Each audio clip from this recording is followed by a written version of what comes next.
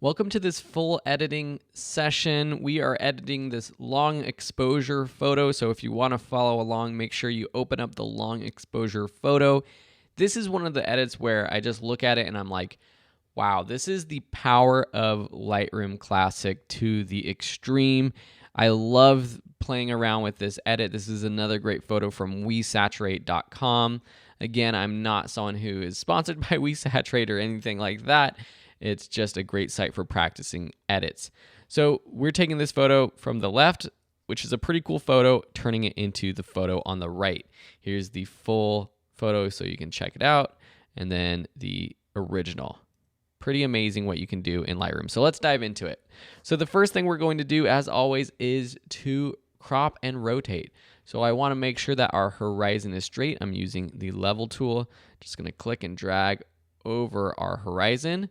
And then I'm going to punch in just a little bit because I do think that coming in on these rocks, really using the rule of thirds so that this first rock is at this intersection of the rule of thirds, and then also cropping out this little part of the landscape over on the left-hand side, to me creates a more balanced photo.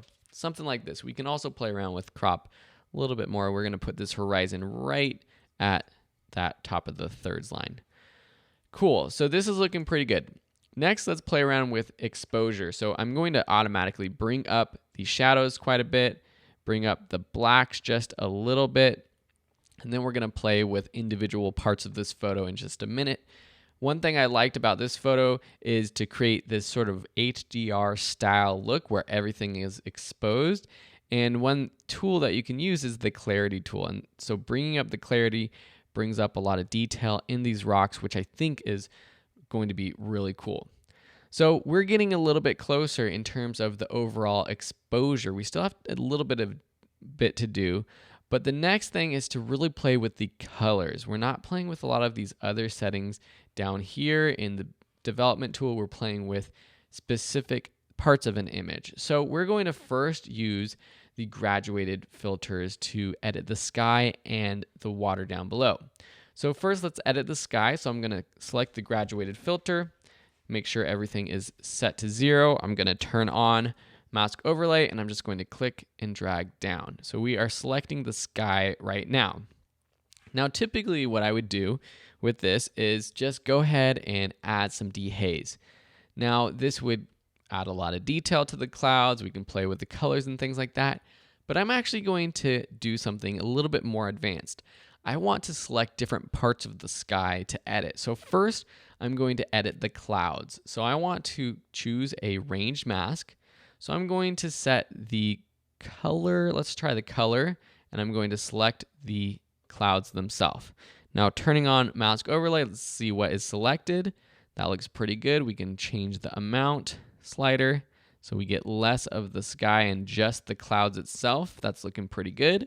And now I'm going to turn on the dehaze filter to get details in just the clouds, not so much in the sky. Let's play around with the color of the clouds. So if we bring down the temperature, up the temperature. Now, I want the sky to be warmer, but I don't want the clouds to be warmer. So that's another reason why I'm actually going to use 2 graduated filters. One where I'm just affecting the clouds, one where I'm just affecting the sky without the clouds. So for this one, since we're just affecting the clouds, I'm going to make actually the clouds a little bit bluer. And I'm also going to boost the clarity just a little bit. So that's starting to look pretty good. Let's go ahead and click the graduated brush again, or just click the new brush, and we're going to create a new filter that is basically the same thing, but this time we're going to pick luminance, and we're going to select just the highlights. So with my mask overlay on, we're going to click the range and bring the range up until we just have mostly the sky. Now smoothness, we might want to turn down. Something like that is looking pretty good. Now let's play with the color. So we're going to actually increase the temperature. Let's play with bringing down the exposure. When we bring down the exposure, we get a lot of details back into those clouds, into the sky. Now we don't want to go too far, especially with the whites, because when you bring down the whites, things start to look a little bit awkward. It's almost as if you have a negative. And because you are making the brights and the whites darker, that's what could happen. So let's go to our edited version and see where we're at so far. So this is the one we're working on. Here is the edited one. We're looking pretty darn good. The next thing we want to do is actually boost the orange in just this part of the sky. So what I'm going to do is use a brush. So I'm going to take this brush filter, drag it down just a little bit. I am going to turn auto mask on because I want to choose just the white parts and not the clouds. I'm just going to brush over this way like so. Now I could use the auto mask, I could use the range mask as well, or I could use both. So let's go ahead and brush over this. Make sure we get all these parts of the clouds or of the sky without the clouds. Something like that's pretty good. I'm also going to turn on range mask color and choose just the background.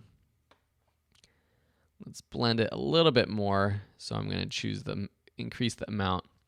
That's pretty good. Now for this part, what I'm going to do is really crank up that temperature, make it a lot warmer. That's pretty good. Or we can add some color with this color picker. Something like that. Maybe decrease the saturation. Maybe make it a little bit more red and pink. Something like that's pretty good. Now I might want to brush over the clouds just a little bit so it looks a little bit more natural. Right now it's very sharp lines where the sky has color, then the clouds don't. So I'm going to turn off auto mask. I'm going to decrease the density, something really low. Turn off my range mask color selector. And now let's just paint over everything. Now it's really subtle and I could do this a couple times. And if I turn on my mask overlays, you'll start to see that the sky is selected, but also some of the cloud is selected as well. Now if I delete this, you'll see what's actually happening. So let me delete it. So it's very subtle, but that's good. We don't want it to be too extreme, but it definitely adds a lot of warmth in there. We could make it even warmer maybe. Awesome, that's looking pretty good. Now I think the most dramatic thing I did to this photo that really takes it to the next level was completely changing the color of the water here. And the reason why I did that was I wanted to blend the orange of the sky more into the water. So I did that with a graduated filter. So I took a graduated filter, I set it to just the bottom half of this image, just to the water, something like that. And then I chose to use a color range mask. I picked the color, I picked the blue, make sure I could see what I'm doing with my mask overlays on. And then I included a little bit more so I can get some of this blue down here, but I don't really want any of the rock as much. So that something like that looks pretty good. And then what I did was just cranked up the temperature, trying to make it match the sky. And then I also added some saturation.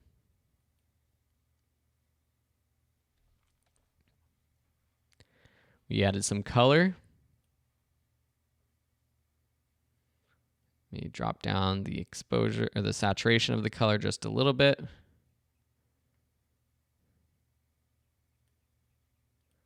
And that's starting to look pretty good. We can also play around with the exposure and contrast. Sometimes bringing down the exposure will add more color, which is pretty cool.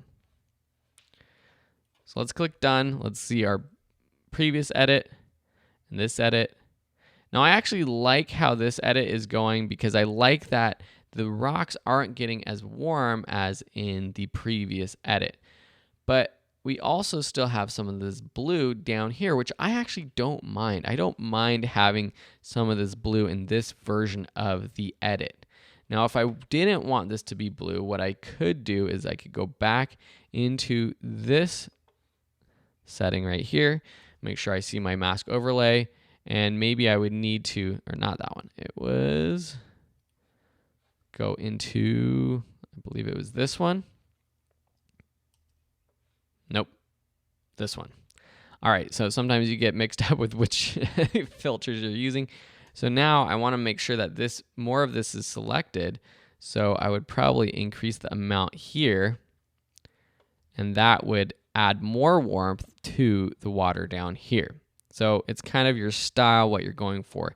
I kind of like the gradient that goes from blue to orange back to sort of a more blue.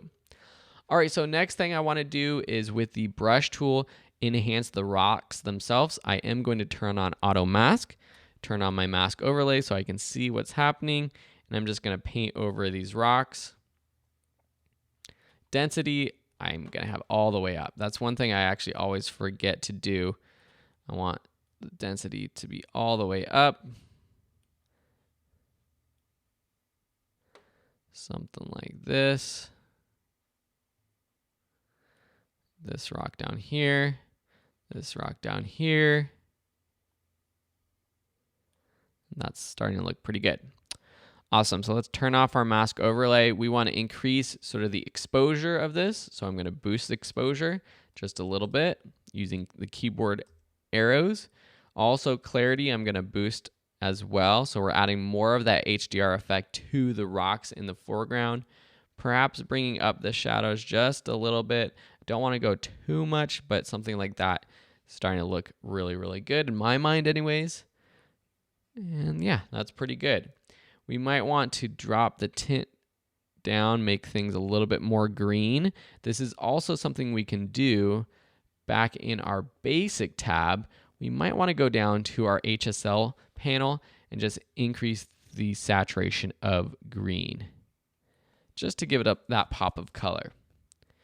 All right, I'm actually pretty happy with this edit. Let's go ahead and see the before and after again. So this is the edit we did previously on the right. This is the edit we did together right here on the left. I'll let you decide which one you like. I think what I added a little bit too with that other edit as well was warmth overall to the entire image.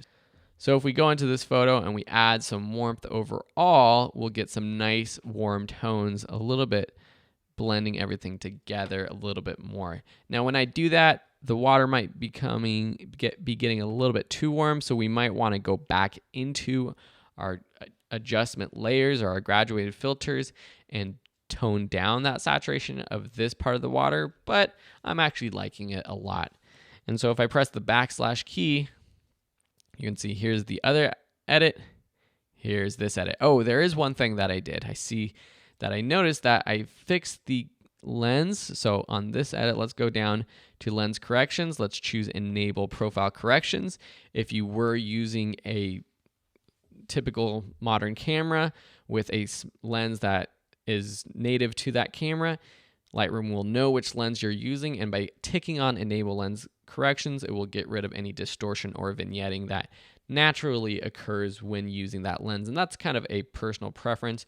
You might not have noticed anything, but it does get rid of a little bit of that warp, and it kind of straightens out things in the horizon as well.